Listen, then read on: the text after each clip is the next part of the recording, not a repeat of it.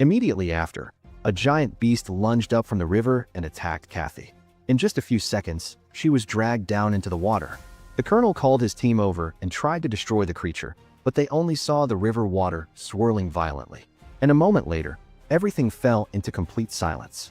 Finally, Kathy's body began to float to the river's surface, but her head had been bitten off and the rest of her body continued to be dragged down to the bottom of the water. Far away from there, in New York, a television program was interviewing a businessman who claimed that he had been falsely accused by a local reporter. That reporter was Tim Manfrey, who, according to the latest information, had used fake evidence in his article. Tim witnessed everything through a screen in his office and tried to explain that he truly believed in his sources, but he was immediately called into the office of Roger, his boss. The reporter tried to justify himself, but Roger only gave him one last chance to keep his job. The boss then introduced him to Aviva Masters, a female reporter specializing in the animal world, who was planning to do a report on the horrific incident in Burundi.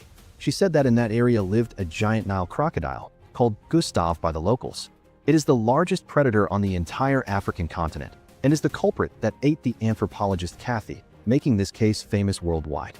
Aviva then asked for Tim's help, and despite not having any experience in this field, he still agreed to go along to keep his seat at the newsroom.